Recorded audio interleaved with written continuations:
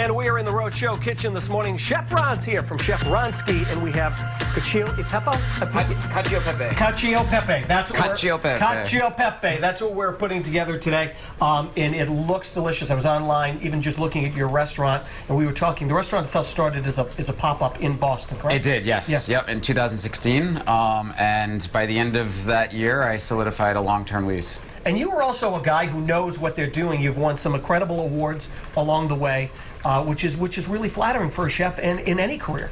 It is. It is. Hard work pays off. It does. For sure. It does. And being a chef, owning a restaurant is not an easy job. Let's go over the ingredients and tell everybody what we need to have to put this together. Well, we have some fresh cut pasta. You don't necessarily have to use fresh cut pasta, but it's preferable. Mm-hmm. I have pecorino romano, fresh cracked black pepper, a little extra virgin olive oil, and then obviously the accompaniments to this dish, which would be a nice salad, some focaccia. We have some salted boiling water ready to rock and roll here. Right. When it's fresh pasta like this, do you have to put as much salt in it, or? It's equal. It's equal. Yeah. It is. You Okay. always have to put salt in the pasta water. Okay. All right. So we're going to put this together. The bread alone looks spectacular. We'll put this together and also talk about what else is going on at his restaurant, because the restaurant is located in Boston, and folks are back and forth all the time to our friends in Boston. So we'll do that in just a little bit. Back to you. Let me tell you, we've got a lot going on in the Roadshow kitchen. Chef Ronski, that's the restaurant. Chef Ron is here, and I'm just looking at just even the olive oil you put in here with pepper, and I was like, that looks delicious. So I'm pretty easy when it comes to this. Well, this is a very simple dish, and sometimes the most simplest dishes are the best. Right. Yeah. So. All right. So what do you want to do right now? Well, we have our salted water, which is a very important ingredient to this dish. So it's important that you have the right amount of salt and that it's boiling.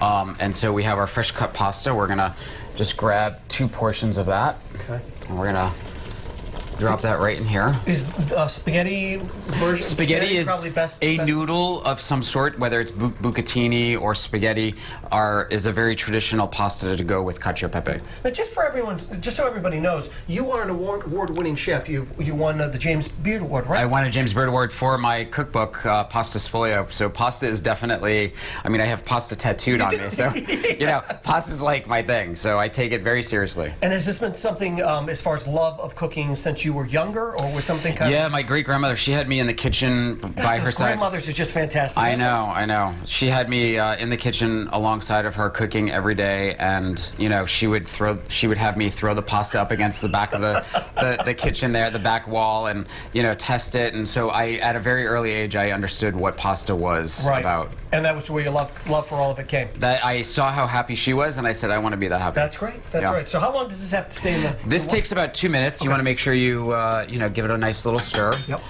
In the meantime, we have a little stainless bowl with extra virgin olive oil, just a little bit, cracked black pepper, and pecorino romano. Okay. So this dish is very traditional Roman.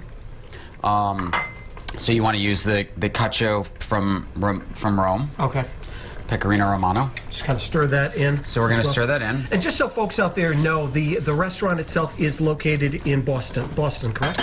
It's in Chestnut Hill. Yep. Which is out in, I'm actually on the Newton-Brookline border, but, you know, we're 10 minutes from downtown Boston. Okay. All right, so we're going to put this together. We'll also talk about all the other great dishes that they serve at the restaurant as well, and maybe even about his cookbook as well. Back to you.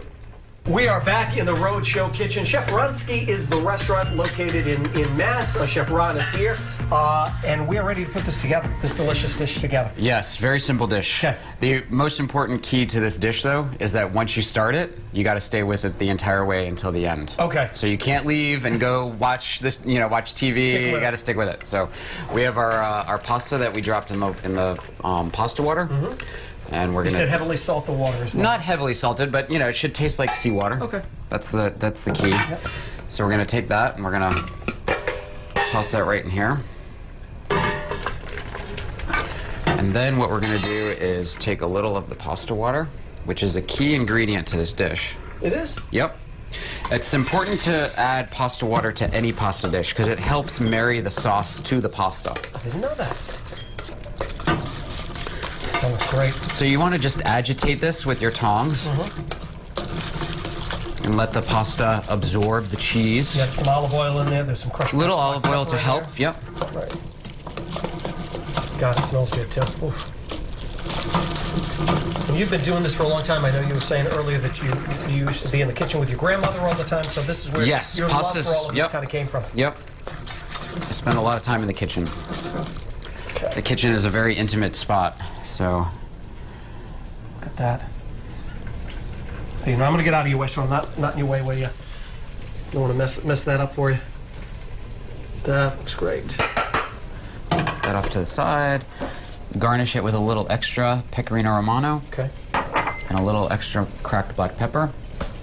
And voila. And voila, and that's it. But you also brought a salad as well here. Yeah, I brought a very simple mixed green salad, little gems tossed with a little grated Parmigiano, aged balsamic vinaigrette. I brought some of our scacciata, which we make every day at the restaurant. It's Tuscan focaccia. Of course, a little red wine to go with everything that ties everything together. Right. And there you go. It's a simple meal. So tell us about the restaurant. I was reading this morning, and I know you and I were talking about it earlier. It started as a pop-up. Yeah, I started off as a pop-up. So for the last 3 years, I've been doing sort of more of an Italian cafe, daytime, breakfast, lunch, doing panini, salads, getting to know all my local, customers, and really integrating myself into the neighborhood, into the community, and then transformed into more of a trattoria this past spring. So I closed down for the month of May, renovated, got some more kitchen equipment into the space just to do everything that I wanted to do, and now I'm a little trattoria. That's great. Yeah. So if someone wants to go to see you, give us the location where you are, and what other things may be on the menu as well?